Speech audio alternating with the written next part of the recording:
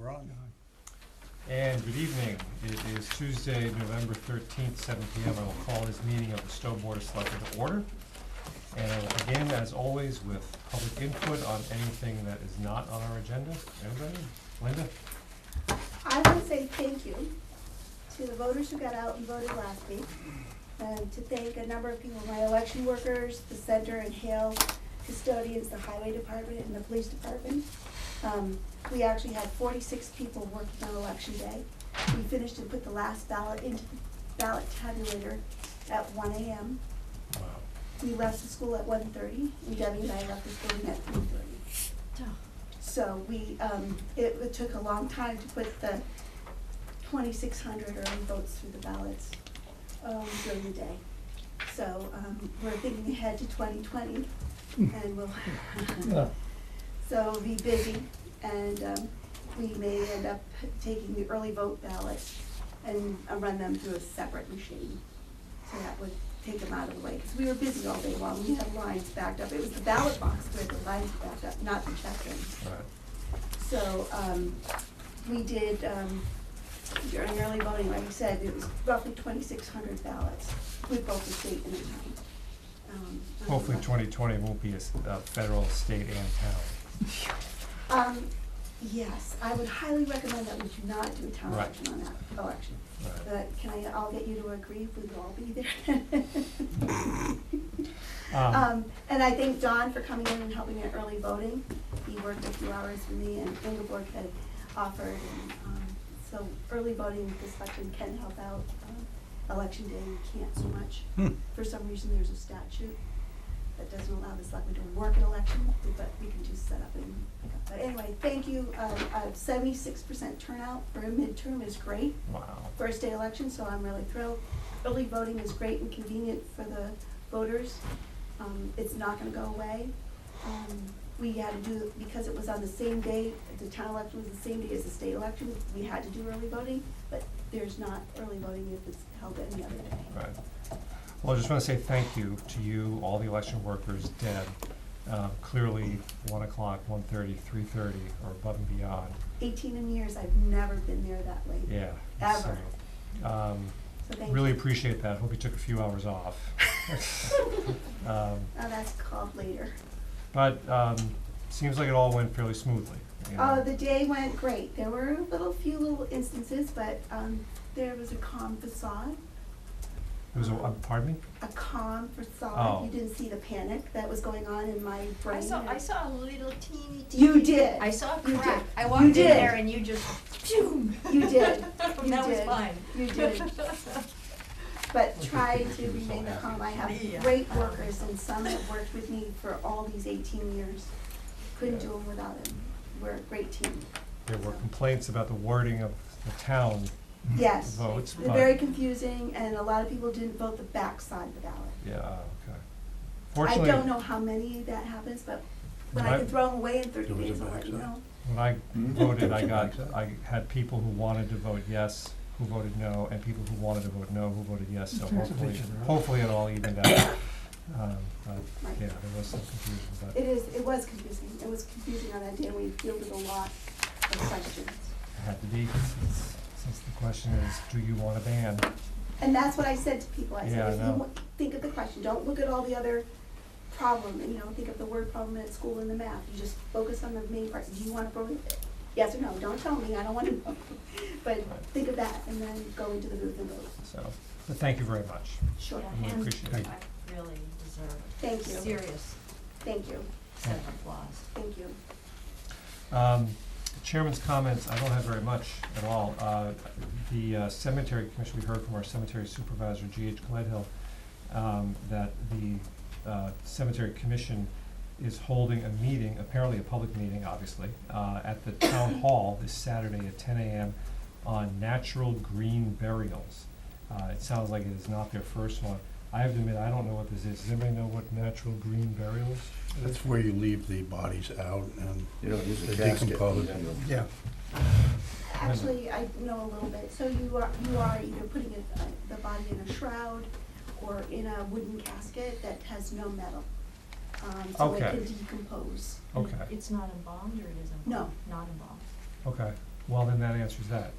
So that's interesting. So if anyone who's interested in finding out more about that, this is this Saturday. That is this Saturday, right? Yes, the 17th, yeah, 17th. at 10 a.m. at the town hall. We thank them for that.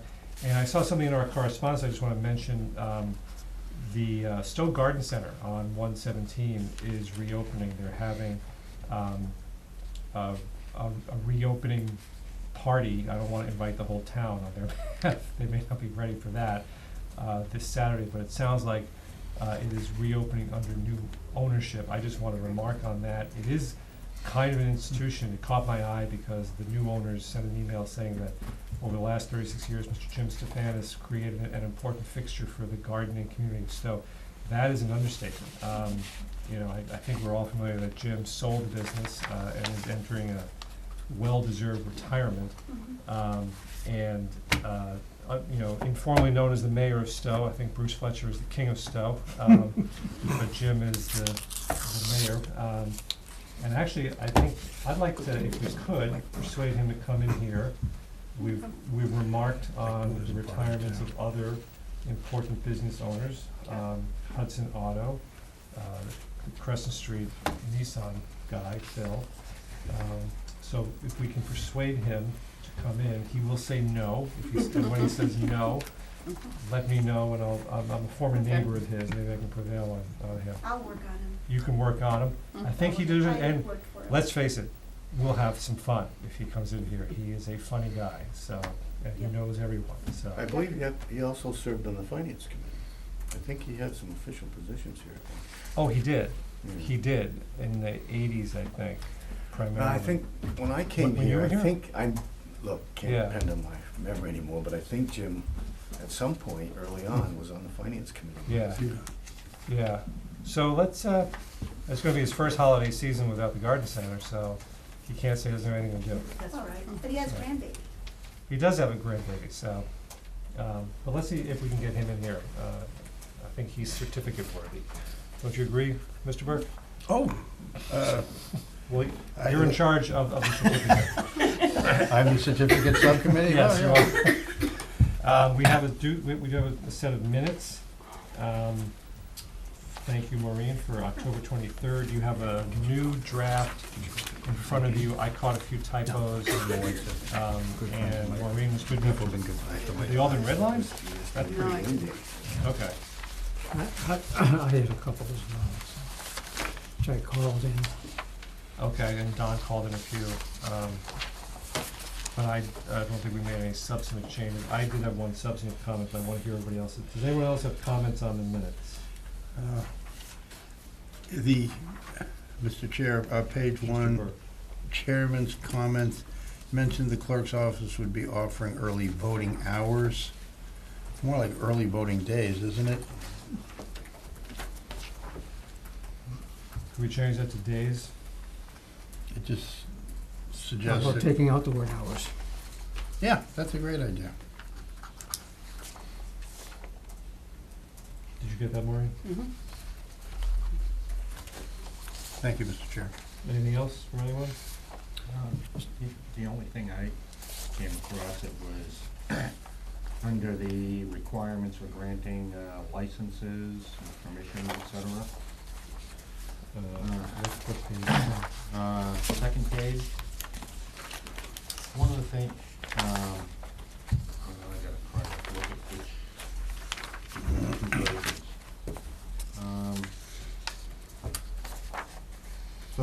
Third line down in there, for instances where alcohol is being distributed. I think it's simply available, and it should probably specify on town property. Because I don't think we're discussing distribution in somebody's backyard or anything like that. And I think, the main idea is to make sure that we cover ourselves insurance-wise and so on. Sure. So it's simply available. On town property. On town property, a permit should be issued rather than a one-day license. So Maureen, that sentence should be, for instance, where alcohol is available on town property, comma, a permit should be issued rather than a license. I think that was the gist of our conversation. I think so too. Okay, that was good. Don, you had something? No, I'm just gonna move to accept the minutes as amended. Well, I had one Well, question for, never mind, it doesn't matter. Second. Right. Motion been made and seconded to accept the minutes, adopt the minutes, approve the minutes, that's the word, that's the verb I want, as amended. Further discussion. Bill, I have a question for you. There's a paragraph under Town Administrator's Report where you're talking about Tim Reed coming in and talking about the need for space to temporarily relocate library staff and material. He's also asking for money, right? To move it. Shouldn't we mention that? It's kind of important. I don't know that our conversation, Then let's not. I thought it did. Then let's not. I mean, I understood that to be the case, but that's not, the You nature mean- of our visit was more about temporary facilities. Then let's not add it. I thought it was. Thank you. Anybody have anything additional? Okay, seeing and hearing none. All those in favor of approving the minutes of October 23rd as amended, please signify by saying aye. Aye. Aye. Opposed, nay. Abstentions? None. Those are approved. Thank you, Lauren. Boy, we're almost there to, Do you wanna do correspondence? correspondence. I did want to do correspondence. Does anybody have any comments on the correspondence? I had, no one? I had one thing. There's an email in there from Alan Fierce about the NPDES permit. They just issued a draft permit in Maynard. Maynard obviously is downriver from us. We don't have to worry too much about that, but he indicates that they might be issuing the permits for Hudson and Marlborough sometime soon. And if that happens, we're all gonna have to move fast. Just wanna put it out there. Could we just get ready when they do that? Maybe contact Alan, make sure that we see that right away. We're not dealing with it at the absolute last minute. The Concom has a chance to take a look at it. Can we just get ready to do that? Is there some response that you're anticipating we might need to consider?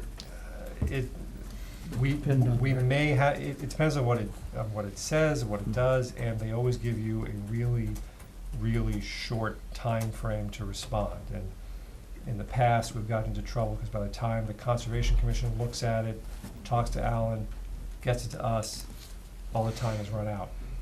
So we may just wanna have like when it first comes in, an email go out to Town Council, Concom, Alan, letting everybody know that it's here, and come up with a plan to get it before us.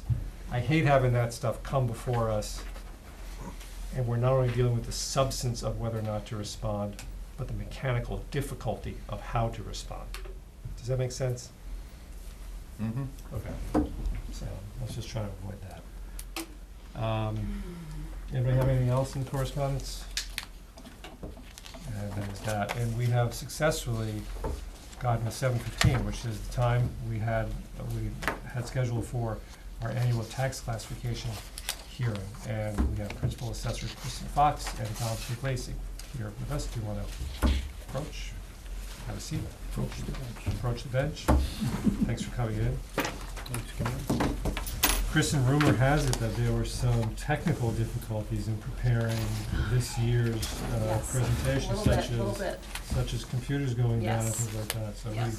we appreciate the stick-to-itiveness, and I think we've all been there. Couple sleepless nights, but nothing I can't get over. So, I guess I'll just kind of turn over to you guys. I've been through this a few times. I think most members of the board at this point have. But there may be members of the public watching for the first time who aren't familiar with it. It's an important question, whether to have a split tax rate. So I'll turn it over to you, and Okay. you can fill us in. Well, as all of you are aware, the Commonwealth allows the cities and towns to shift a portion of the tax burden, more of the tax burden, onto commercial and industrial and personal property classes, thereby limiting some of the burden on residential property owners.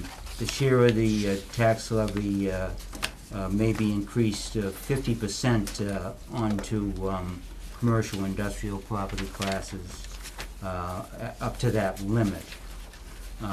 For fiscal year 2019, the town's property value increased by 5.4%, and under the current tax, proposed tax levy, or proposed levy for the town, we will be projecting a single tax rate of $20.13. Now, that's a projection. It's subject to approval by DOR, but that would be the projection based upon a total valuation of $1,313,450,000, basically, which, as I said, is an increase of 5.4% in real estate value and personal property value from the prior fiscal year. The average single-family residence in the town increased from increased from 460,000 basically to 483,500, and the average commercial, industrial, and personal property value increased 4.7% from $1,013,800 in FY18 to $1,061,000 in FY19. So you can see that property values in the town have increased over the last fiscal year. Still predominantly, the valuation is comprised predominantly of residential and residential properties. Close to 92% of the town is comprised of residential property, and 8.37% of the valuation is comprised of commercial, industrial, and personal property. So we're heavily weighted towards the residential sector of the market. And for that reason, looking at an average single-family value of $483,500 under the single tax rate of projected 2013. That's on page 3 of the handout. The estimated tax bill would be $97.33, and the estimated on the following page commercial tax bill would be $21,359. That's based on a single tax rate. Now, if we were to go to the extreme and raise and shift the burden to the maximum limit of 50% increase on the commercial, industrial, and personal property sector, the average residential tax bill would decline annually $445 to $92.88 from $97.33, while the corresponding increase in the commercial value, in the commercial tax rate, tax bill would increase from $10,674 from $21,359 to $32,033. So you can see that there would be a significant increase in the burden on commercial properties, at the same time a relatively small reduction in the actual taxes associated with the average single-family property. It's for that reason that the board, anyway, the Board of Assessors recommends that we maintain a single tax rate in the town of Stowe. As you can see from, I think it's the final page of this handout,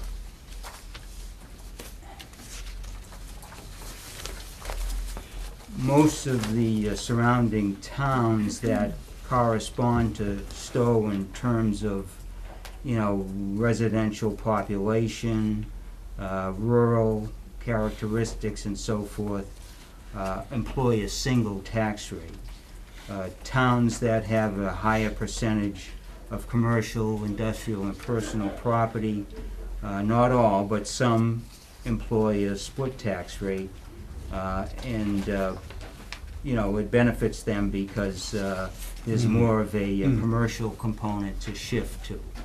In the case of Stowe, Acton, Bolton, Boxborough, and Harvard, which are, fairly similar communities to Stowe, they all employ single tax rates.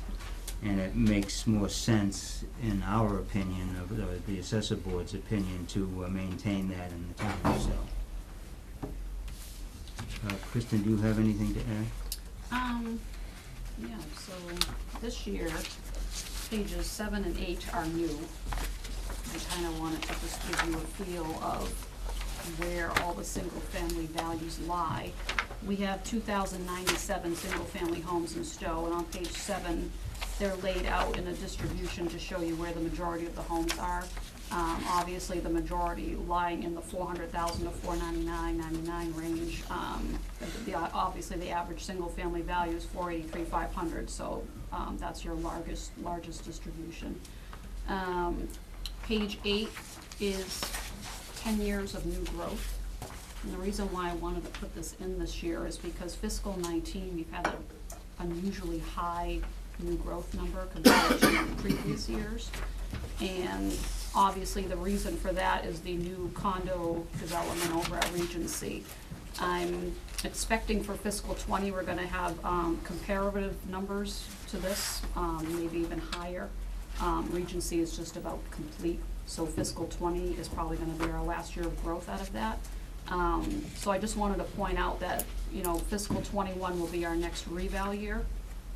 And then after that, new growth is probably going to fall back down to the standard, which is the high 2s, mid 3s, unless there's another large subdivision project that comes in the meantime. But I just wanted to make you aware that this year's growth is not the norm, basically. So on page 9 shows the 2016 and 2017 sales activity in Stowe. Fiscal 19 values for single-family homes were derived from these 2 years of sales. We had a little decrease in sales activity from 2016 to 2017. There was a 12% decrease in the number of sales. Days on the market actually decreased about 34%, which is huge, and the average sale price increased about 9%. What this really shows us is kind of the laws of supply and demand. There was a little bit of a shortage in 2017 of inventory, so obviously people were willing to pay more for houses because there wasn't a large amount to choose from, basically. So, and like John said, compared to the surrounding communities, we're still under that $10,000 average tax bill mark, which is great, I think. So. And we have $2.1 million in excess levy capacity, which Bill has done a fantastic job with the budget and keeping us away from our ceiling, which is actually becoming a very big problem amongst other cities and towns. I actually took a class this summer at UMass Amherst about crashing into the ceiling because it's happening. It's happening all over. It's happening in many of our neighbors. Yeah. Yeah. Well, But we aren't anywhere near there, so we're good. Yeah. Well, that's the $25 per 1,000 ceiling, or?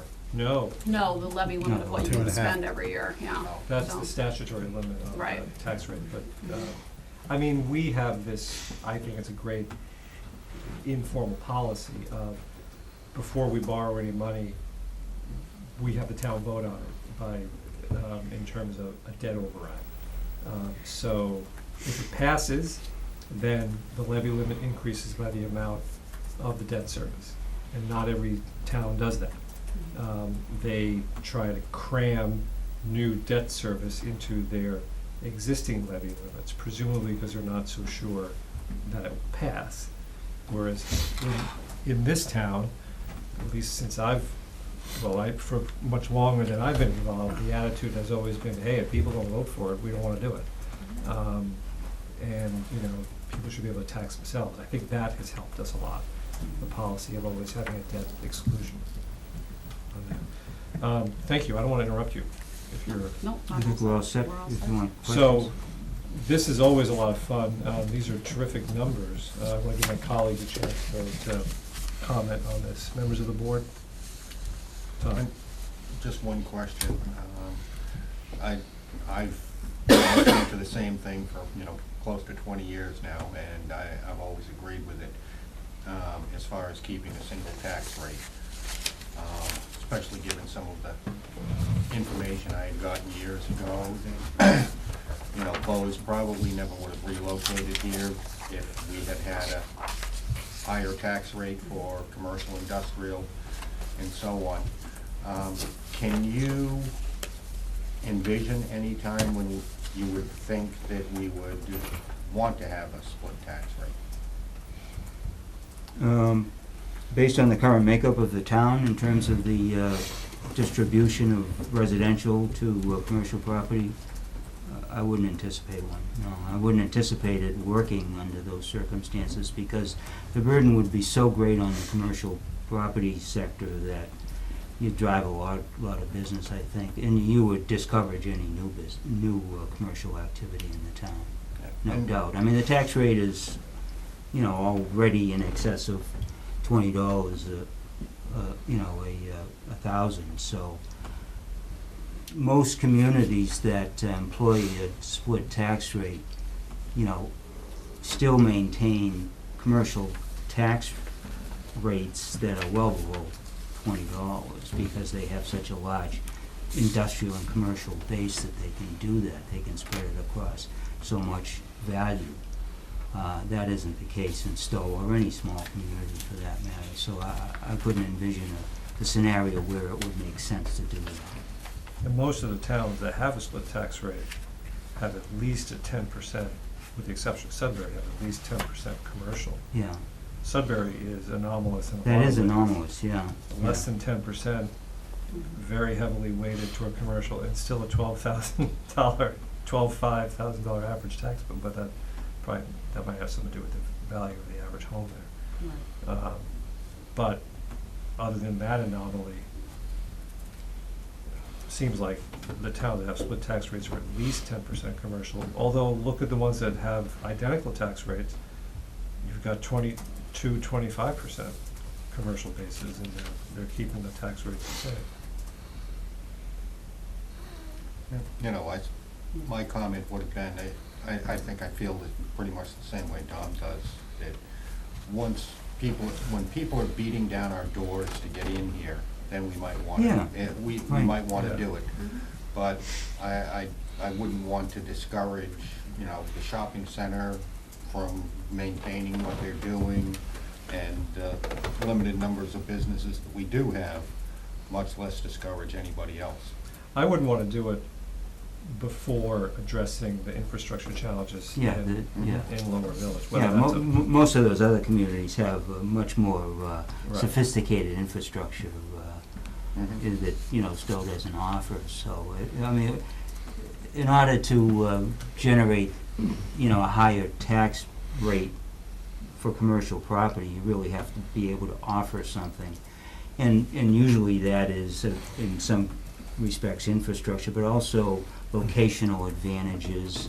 We're not on an interchange. There's a lot of components and factors that come into play that discourage businesses from coming here in the first place, to burden them then with additional tax shift would be very discouraging, I think. Additional questions from the board? So your clear recommendation is a 1, to keep it Keep it at a single rate. at, Yeah. a single rate parity. Do I have a motion? Mr. Chairman, based on the information from the Board of Assessors, I move that the town of Stowe adopt a minimum residential factor of 1 to keep us to single tax rate for fiscal year 2019, taxing all property classes at 1 rate. Second.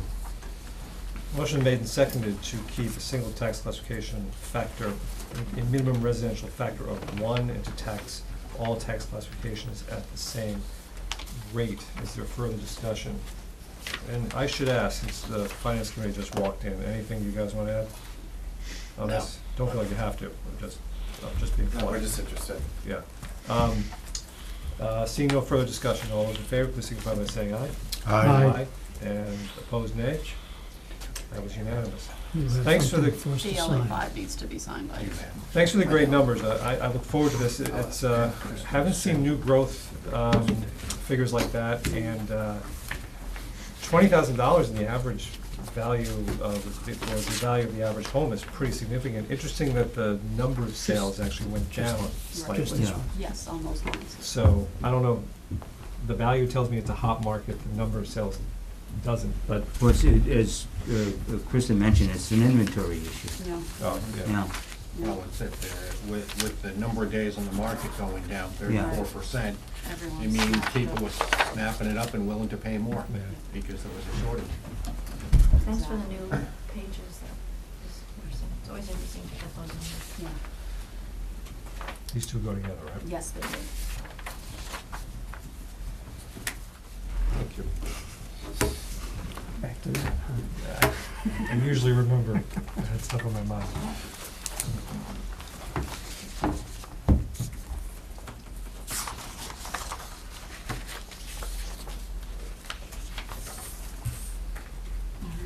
Thank you. you're welcome. All set? Yep, we're all set. Thank you very much. Thank you. Appreciate it. Yeah. Appreciate you getting through the technical difficulties, Kristen. No problem. Next item on the agenda is a very brief discussion about strategic planning for 2019. This is something I put on the agenda, and it's just something I want to get permission from my fellow members of the board about. Rich Eckel, who is walking out the door, okay, he sent me an email about a month ago, forwarding to me I'm gonna call it a vision statement from the town of, I think, Leicester, and just with the heading "Food for Thought." And, you know, it's a typical vision statement. I think there were maybe 4 items. I think it was the product of a retreat, it sounded like. And Rich and I had a brief email exchange about whether we want to, whether there's a value to strategic planning of some kind here. And I want to talk to you briefly about it and maybe get permission to proceed, and I'll tell you along what lines. Personally, I'm a little skeptical about, I'm skeptical about the value of strategic planning in a public context. It's been my experience, you can either have something that is so vague and pie in the sky, and in my opinion, the Leicester statement kind of fell in that category, that it doesn't do anybody any good. On the other hand, you can have a strategic plan that's 15 pages long and gets a board of selectmen into micromanagement, which we have seen our neighbors do, and it's a disaster. But there is something in the middle, I think. And, you know, I remember speaking to some managers in a public context that recommended, if you keep it at a certain level, goals, you ask yourself, what did you do right, what did you do wrong, what challenges you have coming up, there is some value to it. And I personally think that we might be at a point where it is particularly important to try to do something like that. The point we are at right now, I mean, there are certain challenges on the horizon. OPEB, budget goals are always there, but I'm becoming particularly concerned about debt service. The time we're at right now reminds me a lot of when Tom and I first got on the board 8 years ago. You see building projects coming down the pipe. You know what your debt service is, when debt is going off schedule, and you gotta start at least thinking about which projects you're gonna do, how you're gonna approach it, and start coming up with a mechanism for approaching it. 8 years ago, we had those conversations. We started down one path, changed path.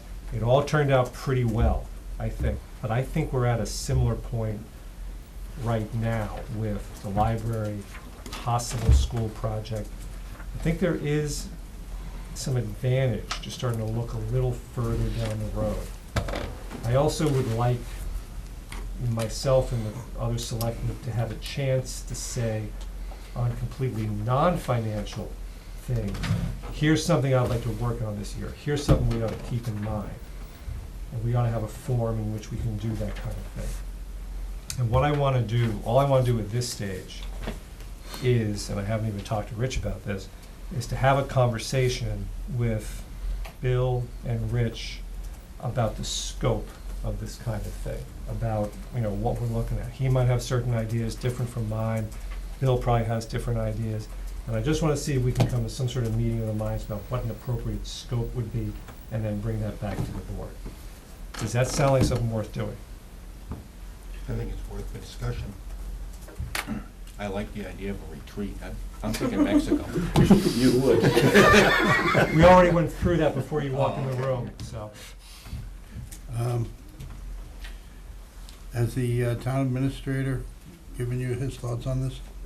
He's here, he can speak for himself. We've discussed it as traditionally from time to time that we do.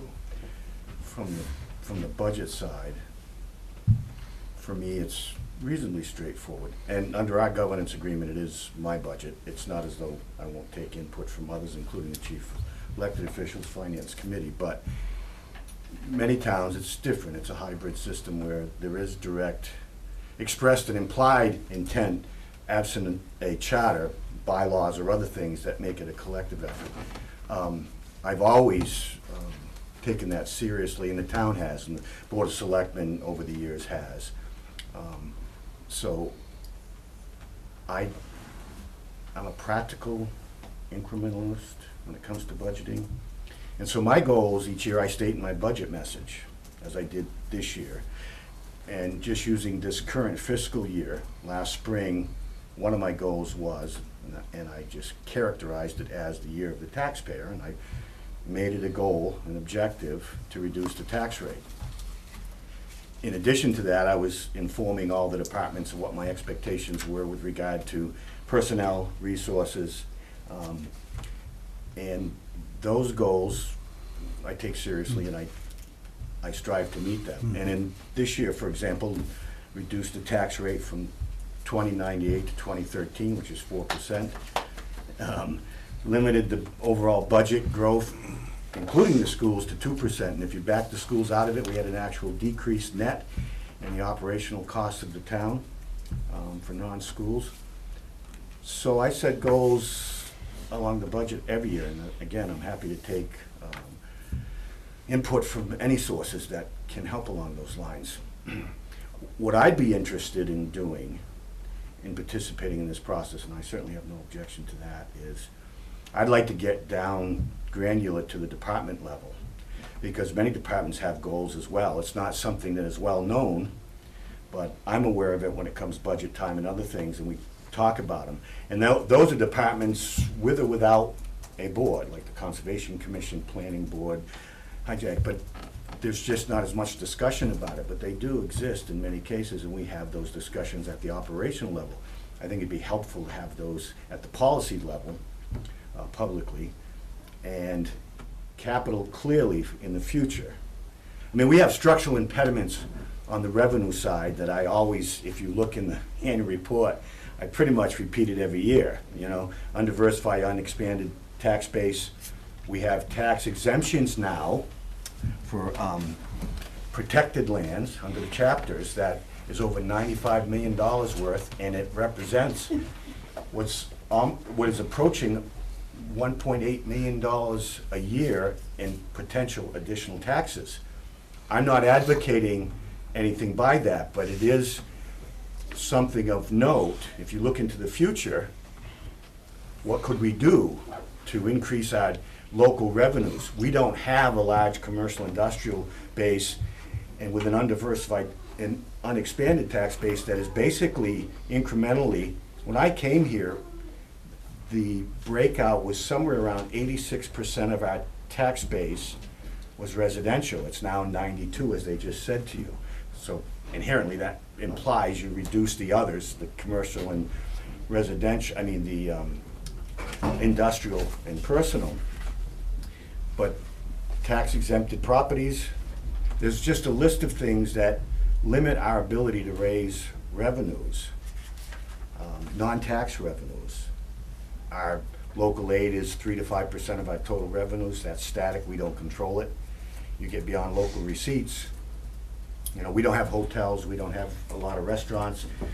So we have structural impediments on the revenue side that I think would be worth a discussion if you want to set goals long-term, to begin using a vision statement, if you would. Those are the kind of things that, you know, insight longer term, and people coming up philosophically, not ideologically, but philosophically. What do we want for a composition in this community with regard to the ability to raise revenues? The school projects you're talking about, we're not fully loaded up yet with Minuteman. We will be coming in to not this upcoming year, but the following year. I estimate probably $240,000 to $250,000 a year will be our portion of the total school debt for Minuteman. We're retiring a little less than that next year on Hale School after all those years, and as you know, is one of our goals. We're trying to flatten the curve on our debt schedule when we loaded up the debt from those building projects a few years ago. But at the time, Minuteman wasn't on the horizon. So you set expectations based on the, I mean, one person once said that, you know, imagination is more important than knowledge, because the knowledge we had at that time didn't envision that. Now, it is true that Neshoba is looking, will be submitting some point in the near future for a new school project. That could be a brand new school, you know, and so those are the kind of things to look at. You do have the library, because we had made a promise to them that if they delayed their phased-in project, the larger one, so that the fire station could go forward along with the community center, that they would go next. Those are huge costs over extended periods of time that that you could think about. The question then would be, okay, what do you want to do about it? So I'm just proposing having a conversation about scope. You know, my personal opinion right now, and you know, there's a guy, he was Commissioner of Education, and he gave me some advice, which was keep a strategic plan to no more than 3 or 4 pages, because beyond that, nobody remembers what it says. In the public context, if you're in a private sector, that's different. You gotta start making investment decisions now for 5 or 6 years later, because you might change your whole line of business. We're not gonna change our line of business in 5 or 6 years. But, you know, I can see budget goals. We gotta keep in mind, this board does not write the budget. He writes the budget. We all have input into it, but it's his budget, but that's one section. Then there's other longer-term financial stuff, at least OPEB and debt I can think of.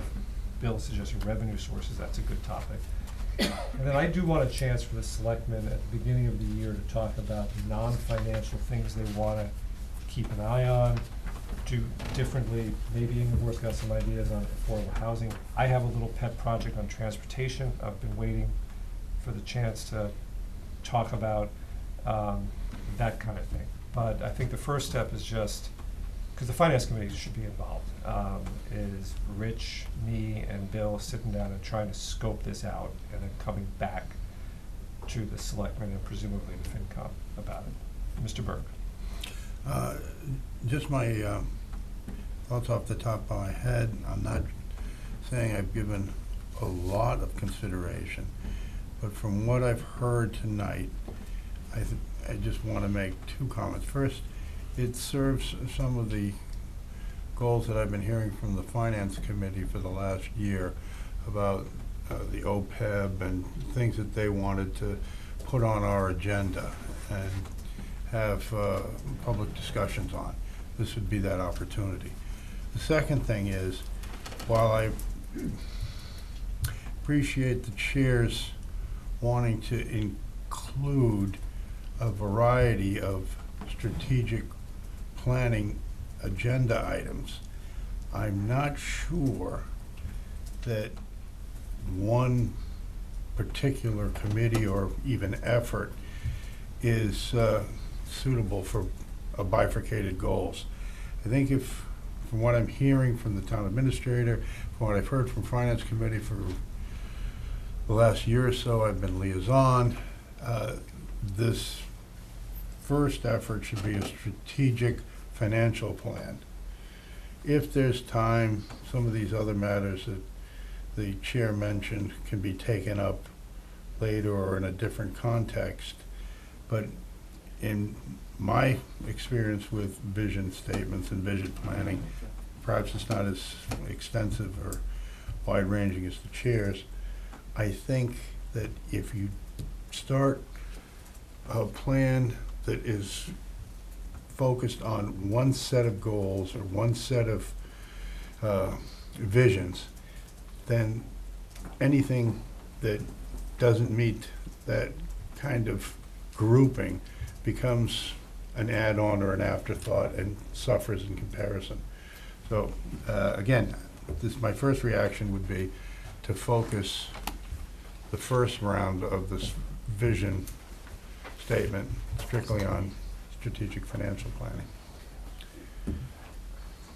Well, that's part of the initial discussion, is scope. Yeah. You know, and I want to reiterate, I want to avoid even the specter or the hint of micromanagement. That isn't what this board is supposed to do. I don't want to be doing what some of our neighbors have been doing, where the selectmen are arguing with the police chief about the color of the police cars. You know, we're just not going to go there. What color are they? Black and red. Yeah, look, Like I said, there is a need, and it's somewhere there in the middle, and that I want to start focusing on that. I think it's worth discussing. I probably would disagree with my colleague, Mr. Burke, a little bit.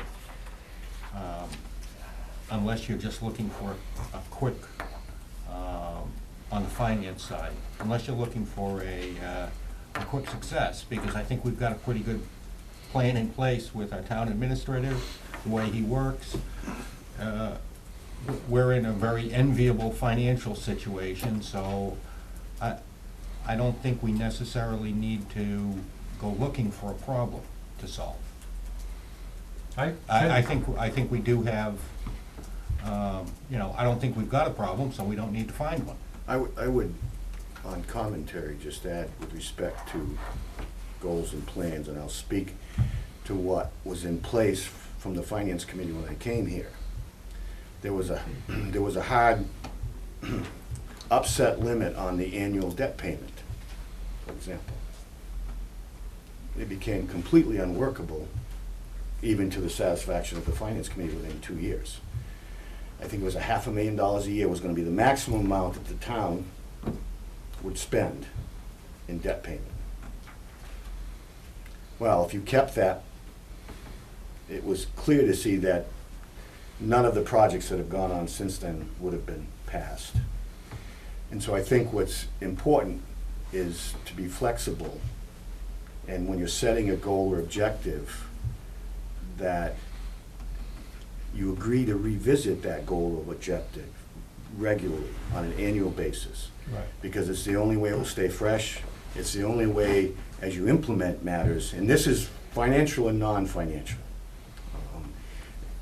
The environment, the culture, the ideologies and political ideology that we live in are constantly changing. The expectations change. People move into town, they have a different expectations than the ones that left. Board members change, the expectations change, and that happens.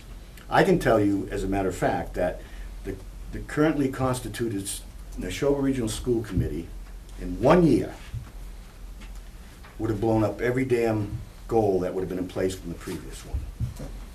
1 year, one election cycle, that was it. Now, in my opinion, it was an improvement because Neshoba School Committee and administration take seriously, and they are honest when they ask. Actually, myself, my two colleagues just met this morning, our first meetings leading into the upcoming year, when they say, you know, give us some sense of, on a plug number, what percentage where you'd like us to be, and they mean it when they say it.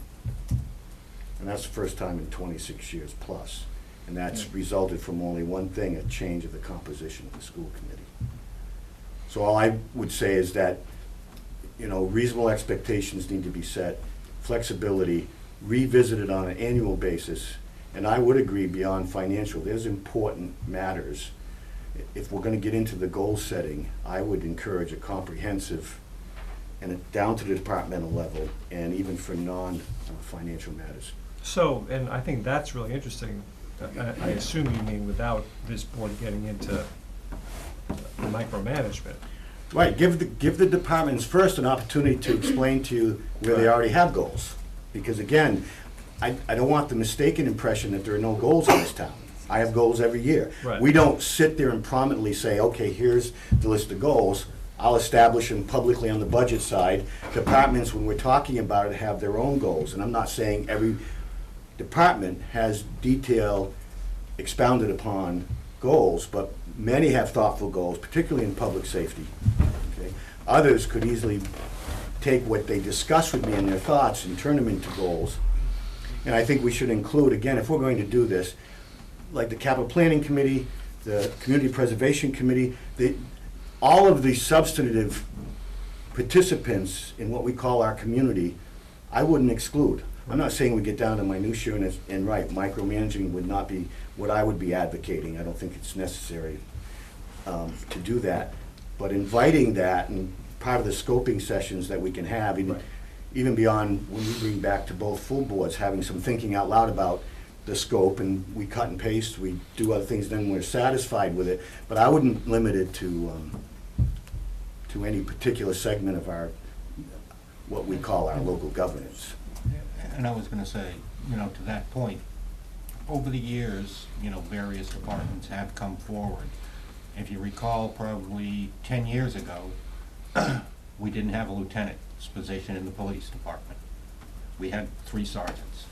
Now, a good pitch was made to restructure it a little bit, put a firm second in command in, and it's not like they're big ticket items, but it's tweaking of the goals of the then chief and so on to make a better department. Right. And even, when you looked at it, I think 15 years ago or longer, the fire station was only manned Monday through Friday, 9 to 5, unless a call went out. And, there was it was, and right now, we've got a fire station that's covered 24/7, 24/7, because it, the chiefs at the time ended up coming up with some goals, as Bill said, and brought them forward, and we worked with them, and they seemed to make sense, and so we went with it. And, so I think some of that stuff's been very effective over the years. They're not sea changes, but they're, going from Monday through Friday fire department to a 24/7 is a big thing, and it was done very cost effectively. Our major departments, without exception, have goals. You ask Concom what they're envisioning, what they do, they'll give you goals that they, whether it's trail development, it's better use of this resource, or they all have goals. There's no major department in this town that doesn't have goals. Again, it's not something that's pronounced all the time and set out to paper, but when you speak with them, it doesn't take you long to know that they have goals. Board of Health, Planning Board, go down the list. Public safety. I mean, and to tell you the truth, on an annual basis, what happens is the competing interest and needs come into play because you run up against affordability, right? So inherently, they begin to, there's a web of belief that grows around say a public safety need that one of the chiefs thinks isn't being adequately satisfied. And that comes to me regularly. But begin manpower and other resources that have to go to provide that or not. What can we do to meet that goal without necessarily increasing the budget with the purchase of a new piece of rolling stock or 3 more personnel? And over time, incrementalism actually, I think, works, because then you slowly go to per diem. You know, instead of going to what was asked for as a goal, when I got here 26 years ago, to go to 24/7 station coverage full-time. 26 Right. years later, we've slowly, incrementally adjusted that goal to provide 24/7 coverage without ever having to jump into what some communities did, which is go to a full-time staff 24/7.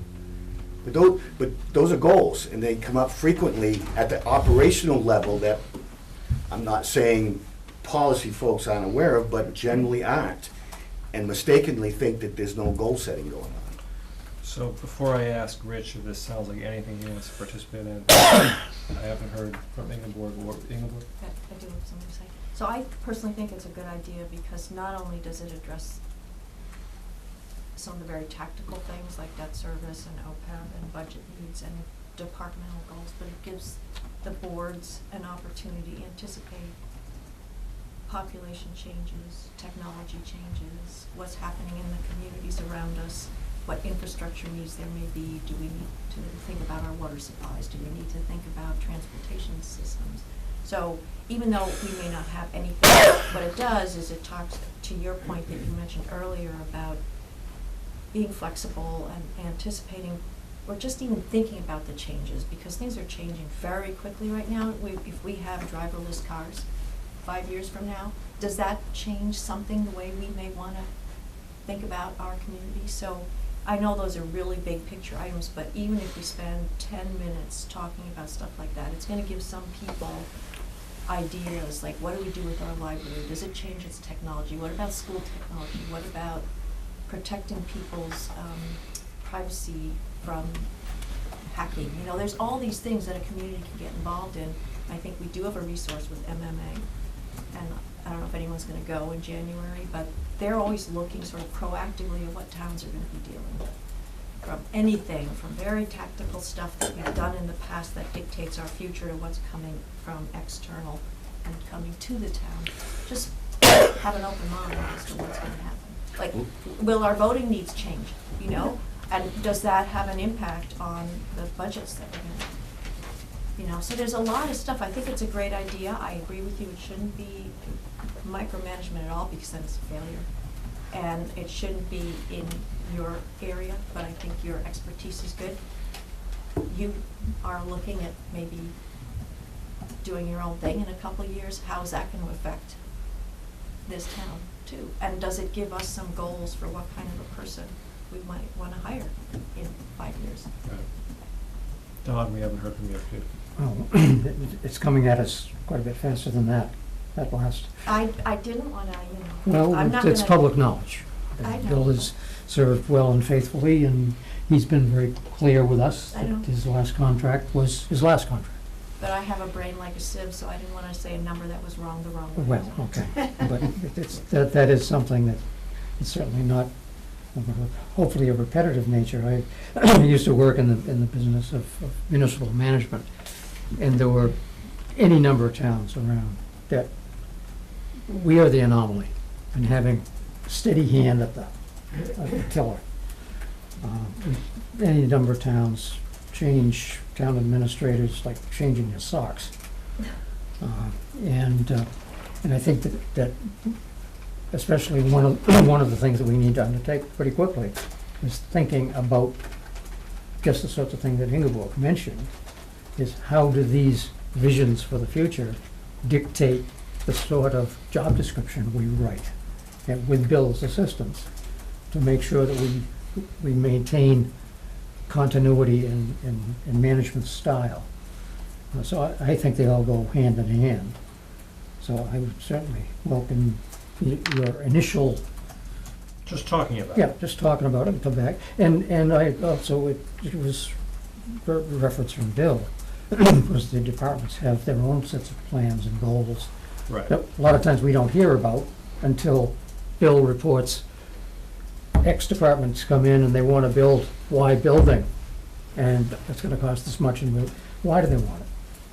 What's, you know, I'm not saying that he doesn't ask those tough questions, but I think we could be educated somewhat perhaps by having some of not on a specific item of meeting with the various departments, but just a general goal setting sort of thing.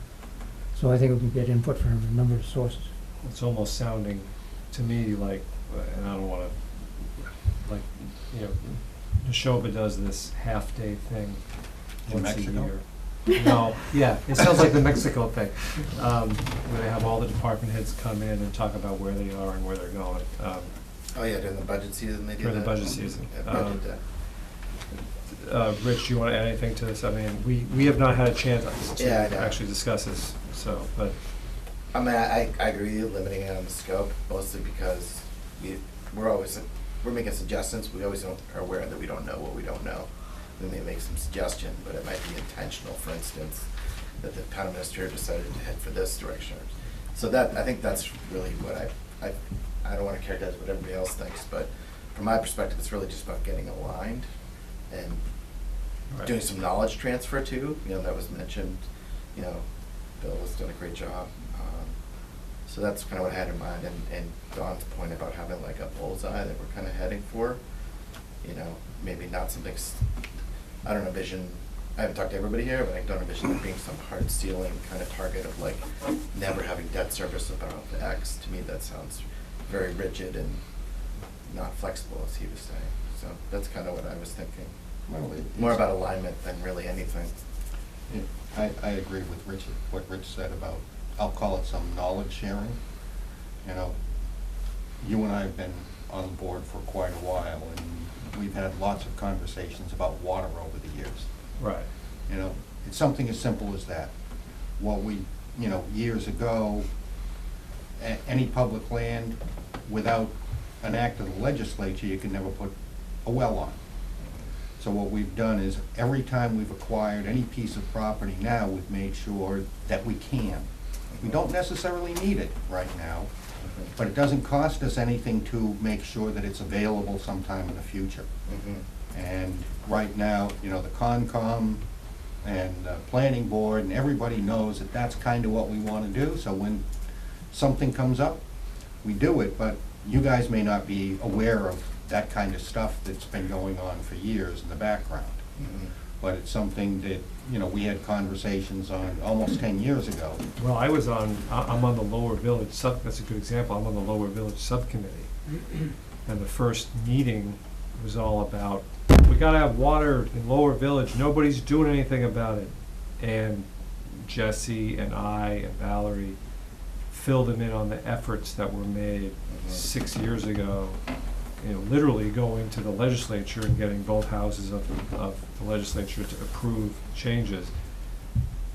And on the end, we filled them in a bit on what public water would mean Right. to the tax rate. On the other hand, this problem that Tom and I may have considered not solved but addressed was addressed 5 years ago, and there's still no water. Right. So things like that need to be revisited.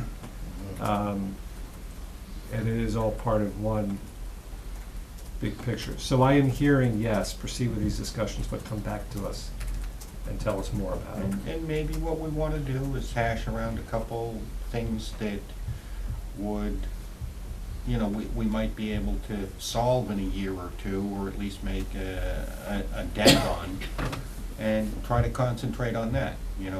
As you said, Right. you end up with a 27-page document. Where do you start? No, I don't think we want that. No. That's my personal preference, is that we don't need a 27, 30-page document. It'll sit on a shelf and no one will do anything with it. But we do need, there might be, if we're gonna if we're gonna go to every department, then sure, we're gonna have that somewhere. But, I guess I'm thinking more of a work plan, a strategic plan and a work plan. There may be 2, 3, 4 issues that we need to address right now. I think debt is one of them, given what I think is, and it is reminding me of 2010, 2011. And as prepared as we thought we were 8 years ago for the projects that were coming down the pike, we then screwed it up for a little while, And then we went back to a better approach with the oversight committee and finally got to a good place. Even though we had really sort of planned that one out and talked about it way ahead of time. So, all right, enough discussion. We're going to proceed. We should get together and start trying to scope this thing out. Okay? All right, good. Thank you. Thank you. Thanks for suggesting it. Thanks for getting us all thinking and talking about this. Cheers. I wish we'd thought about this a year ago. Well, we didn't have the necessary leadership.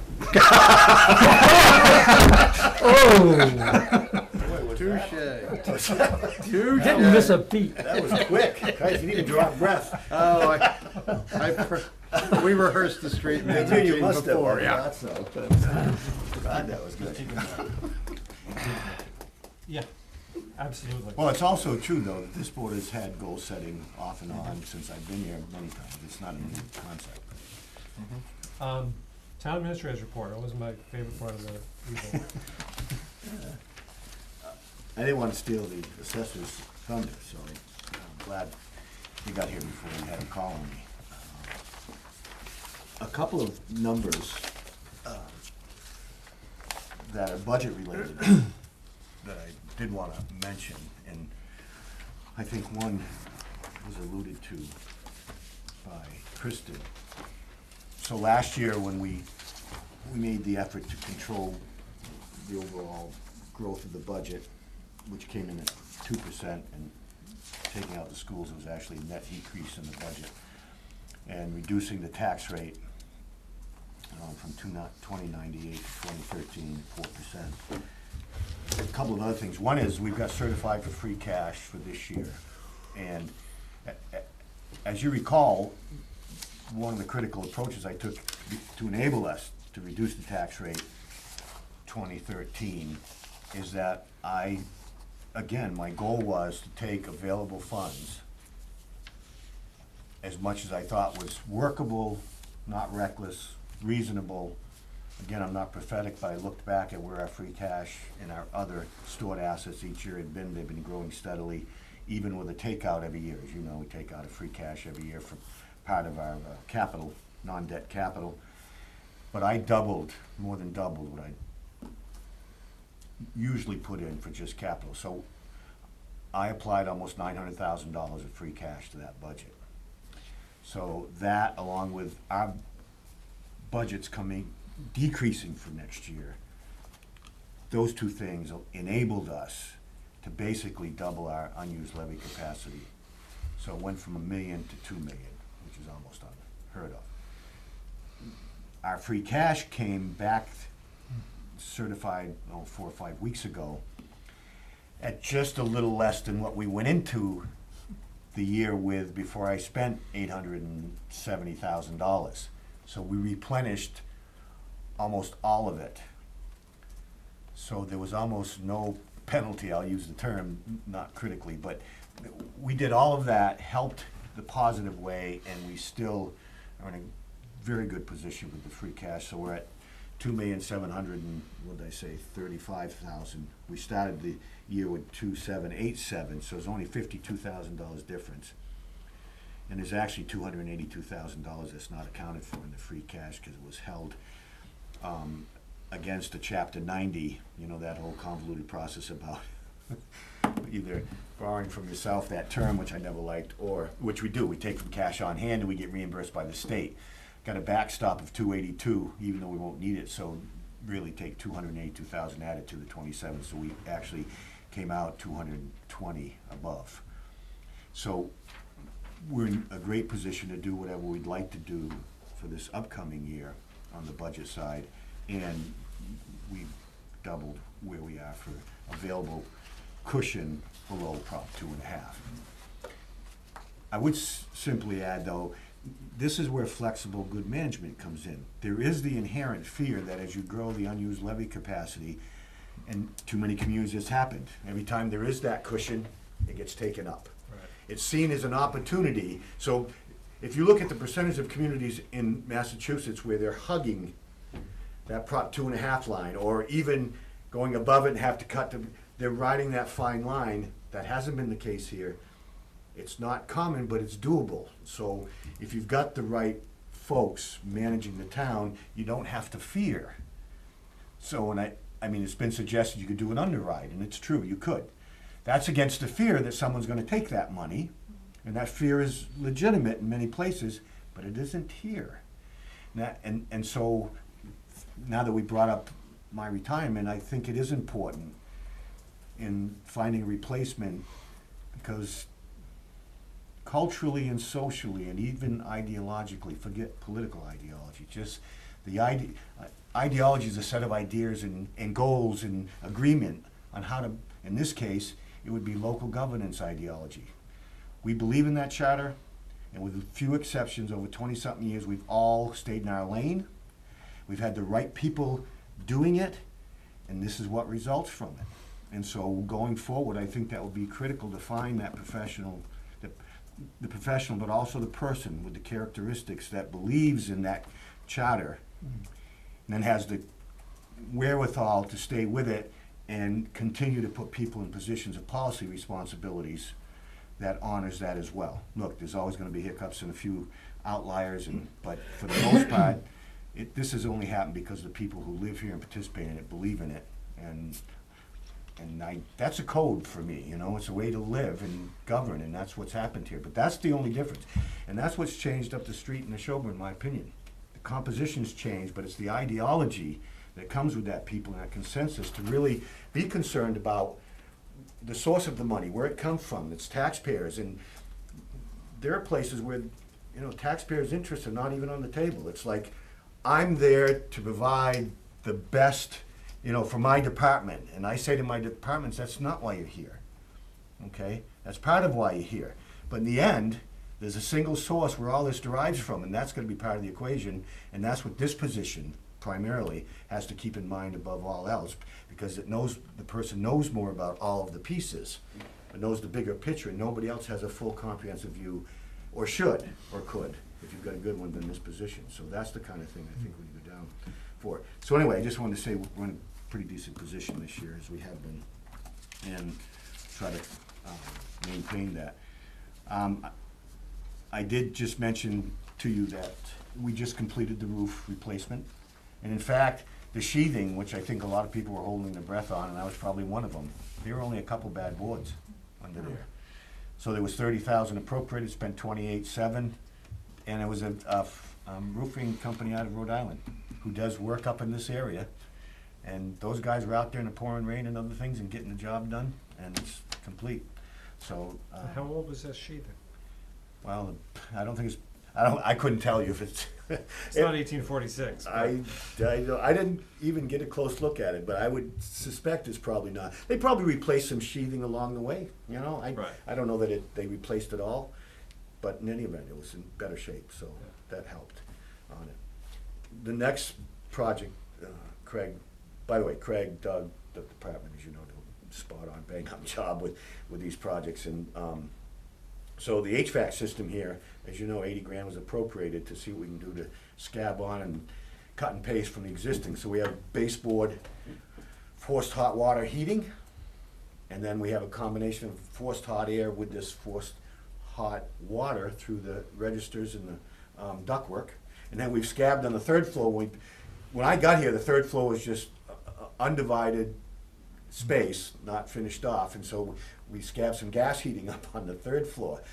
But what they're hopeful to do is go into, save as much ductwork and do what we can with the existing system to, but because we're losing, can't even find replacements, some of the components of our burners and stuff. So they've gone through, Doug and Craig have invited 5 firms to engineer and design the replacement system.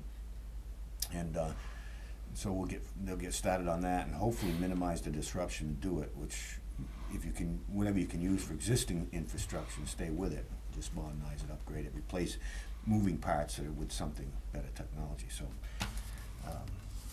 that went well.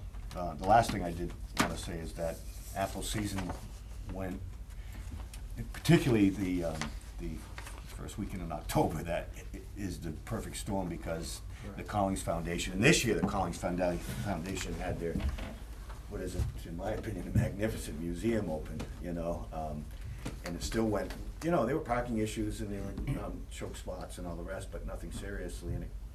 So, and that's again, so one of the goals of our public safety on an annual basis, first they outlined, then designed, and now they continue to incrementally improve on the public safety traffic during this time of year.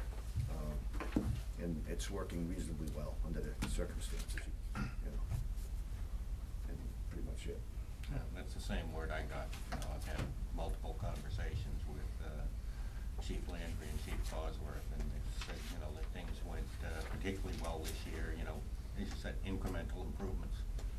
And, you know, cooperation was very good all the way around.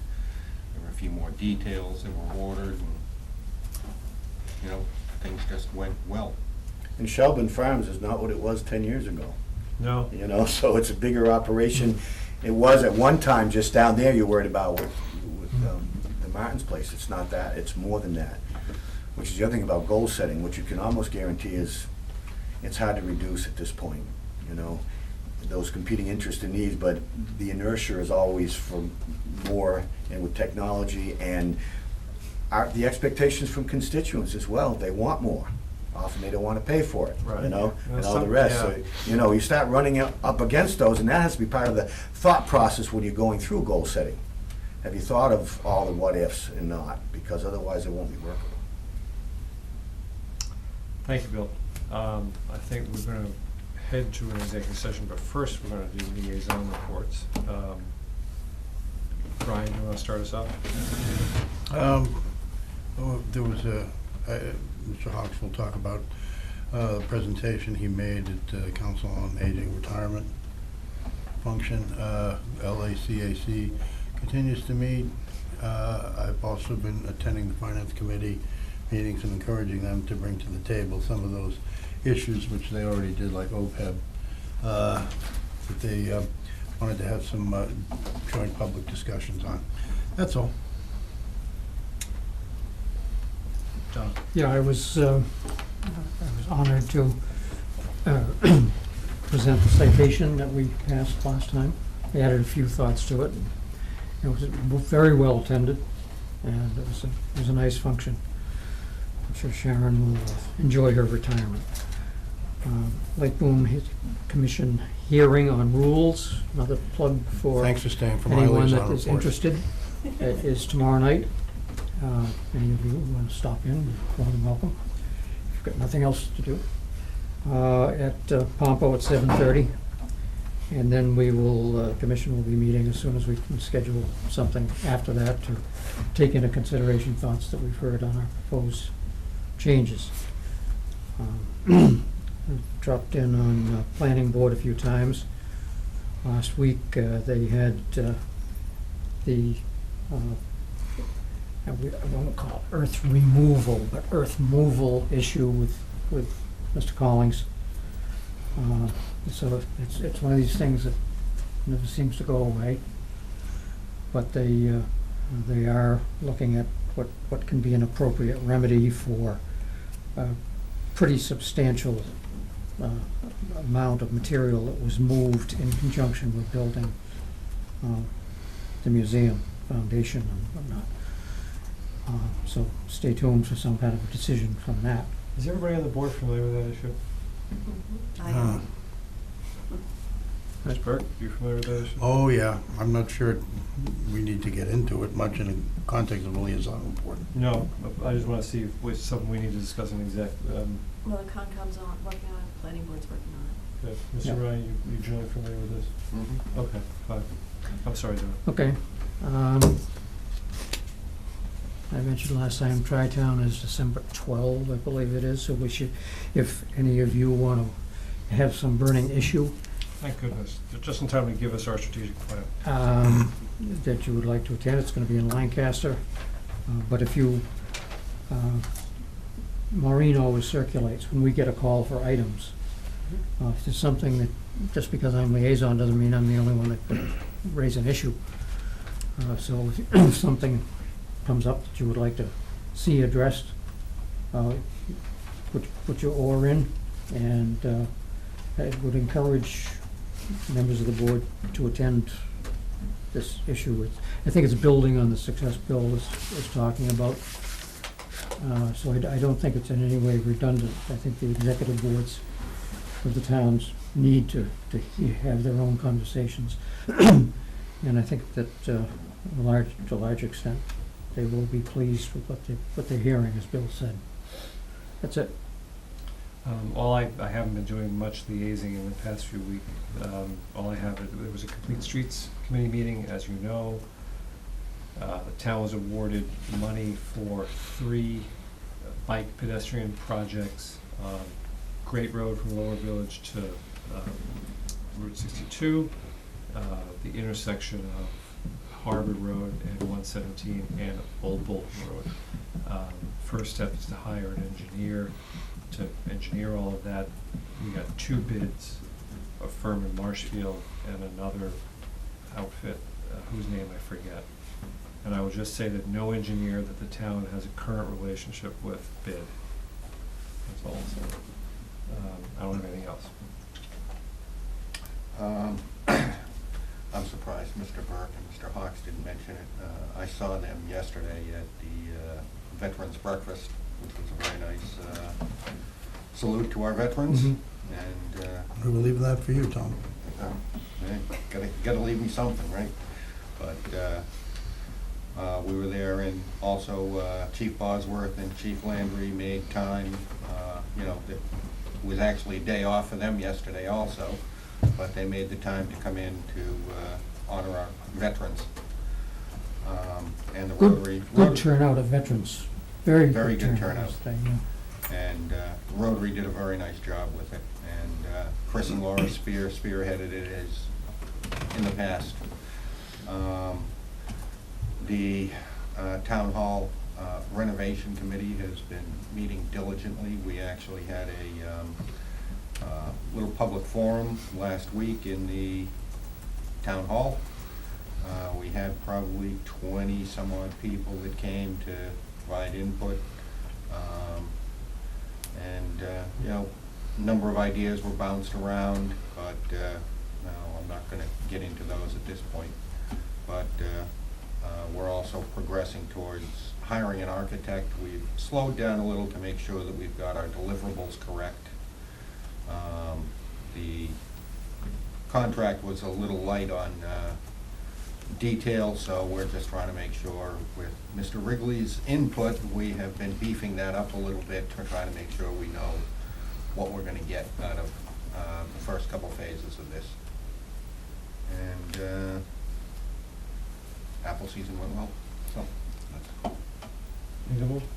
I have a summary of what the rec commission has been up to this year, and I have my notes here. So they were indicating that phase 2 of the Pine Bluff Improvement Project is nearing completion. They've done the land clearing, the topsoil addition, grass hydro seeding around the bocce and the porch pits, and that's all completed. They've got new shrub plantings this fall, and they'll be doing more in the spring on the slope above the beach.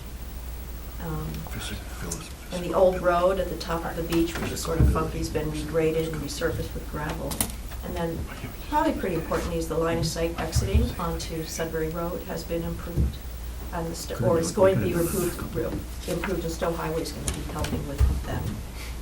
And they've been doing invasive plant species management. I don't know if you remember, but the slope along there is just filled with invasive species. So they're using the same vendor that the Concom and Open Space Committee have been doing up on Tuttle Lane.